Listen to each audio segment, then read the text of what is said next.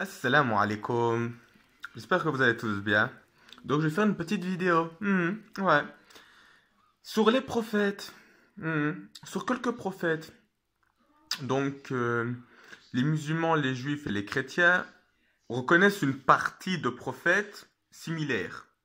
Tous les chrétiens, tous les juifs et tous les musulmans reconnaissent Abraham, reconnaissent Jonas, Isaïe, Jacob, Isaac, etc. Donc ça, il n'y a pas de problème.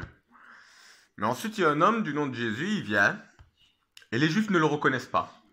Ok. Mais les chrétiens reconnaissent. Ok. Ensuite vient une personne du nom de Mohammed, qu'on appelle Mohammed. Et lui, il reconnaît Jésus, il reconnaît. Donc après, il y a les musulmans, qu'on appelle aussi Mohammedans. Bon. Ils reconnaissent Jésus et les autres prophètes avant. Et à l'époque de ce même prophète, le prophète Mohammed, vécut un homme qui s'est déclaré messager de Dieu aussi. Ouais. Très connu dans la tradition islamique du nom de péjoratif que les traditionnalistes lui donnent, c'est Musaylima al-Kazab. Mais de son vrai nom, Musaylima al-Habib. Musaylima ibn Habib des Banu Hanifa. Ouais. En fait, dans le Coran, il est écrit qu'Allah, quand il envoie un prophète avec un livre et la sagesse, un messager vient confirmer ce livre et cette sagesse. Et que le prophète doit le soutenir. En l'occurrence, le prophète Mohammed, il est venu avec le Coran, il est venu avec la sagesse, et Musaylima entend parler de lui. Il aurait reçu aussi une ordonnance divine. C'est de soutenir, de confirmer que Mohammed est bien un prophète et que son Coran est bien un livre divin. Et Musaylima, d'après certaines traditions, le prophète aurait dit de lui que c'était lui le meilleur.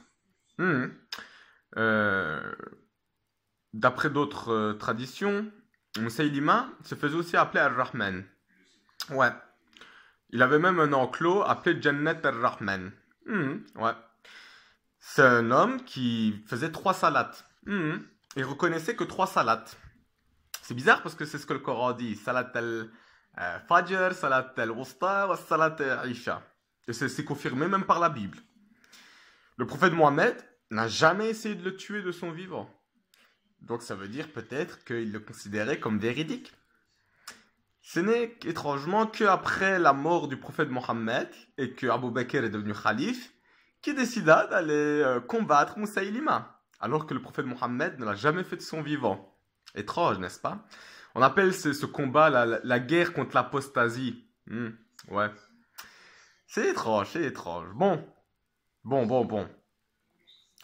Il y a, après des années, des siècles et des siècles, bon, je suppose qu'il y a eu des personnes qui s'est revendiquées prophètes, entre-temps, mais je vais direct arriver au 19e siècle, oui. Au 19e siècle, il y a eu des personnes, comme le fondateur des Mormons, qui s'est revendiqué aussi prophète en Amérique. Et qui aurait, comment dire, rétabli la prophétie, les prophètes.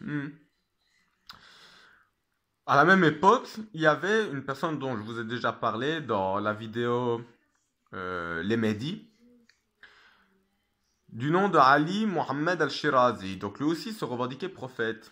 Il a reçu aussi un livre. Il a reçu donc un livre de la part de Dieu appelé Al-Bayan. Et il prophétisait une personne après lui à venir. Voilà. Certains ont vu cette personne en la personne de Baha'u'llah, ce qui a formé les Baha'i. Et malheureusement, les Baha'i, ils ont un petit peu déformé les écrits du Bab. Oui. Donc, c'est triste, oui. À chaque fois qu'Allah il envoie un prophète, les gens après lui ils foutent n'importe quoi. C'est toujours la même histoire. C'est le même cycle à chaque fois. On avait donc après un certain Rachid Khalifa qui s'est dit messager de Dieu, qui aurait découvert un code mathématique basé sur le nombre 19. Mais chose qu'il ne dit pas, c'est qu'en fait il l'a découvert à travers les écrits du Bab, dans le Bayan. Ouais, le Bayan, c'est bizarre. Ensuite, pour parler de prophètes vivants à notre époque. J'en connais trois. J'en connais trois qui ont reçu tous les trois des livres sacrés.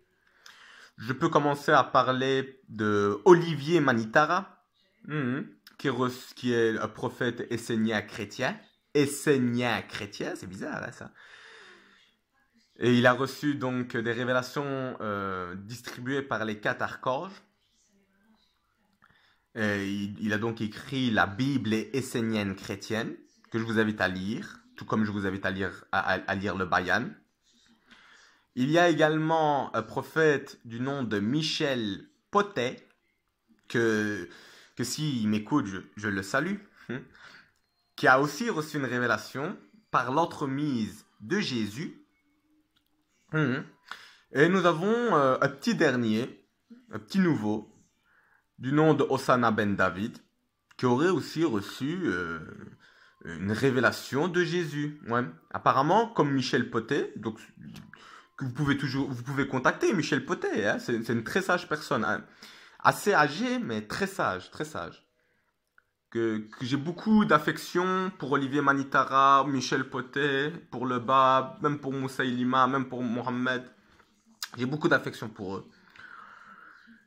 Et apparemment, Hosanna ben David, il aurait écrit un livre inspiré d'un esprit haut, en haut, comme le poids au-dessus du Noun. Comme Michel Potet, il aurait reçu une révélation par l'entremise de Jésus, à la différence d'Olivier Manitara et de Mohamed qui auraient reçu des révélations par un ange. Le livre de Hosanna s'appelle L'écrit de l'écrit. J'ai aussi lu son livre et certains ont aussi lu ce livre. Et c'est un livre assez troublant, très choquant. Hein. Ça ressemble à du Coran, mais ça ressemble pas à du Coran non plus. Donc les 3 prophètes que je vous ai cités, les 3 derniers, Hosanna, Michel Potet et Olivier Manitara, ce sont des prophètes francophones. Eh ouais. Vous, les francophones, vous pleurez parce que vous n'avez pas de prophète qui apporte un livre dans votre langue. Mais même si ce serait le cas, vous les accepterez pas.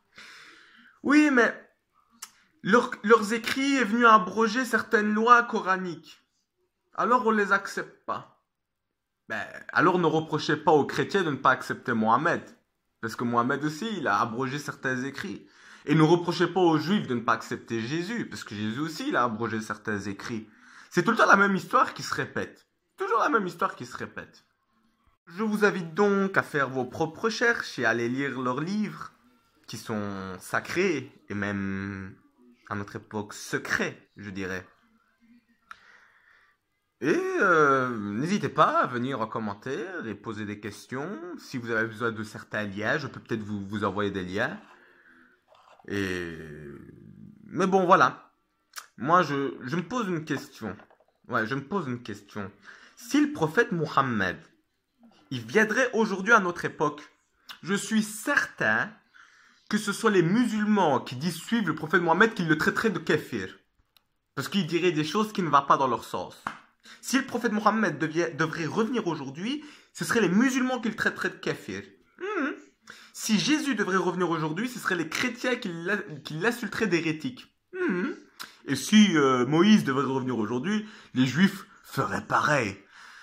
Donc c'est pas étonnant que beaucoup de personnes critiquent Michel Potet, Olivier Manitara ou même Hosanna et leurs livres. À la limite, je vais vous dire quelque chose. En fait, je pense pas vraiment que les gens y croient vraiment. Ouais. Parce que s'ils croyaient vraiment, les gens, aux prophètes du passé, ils croiraient aussi aux prophètes du présent. Non? Enfin, je crois.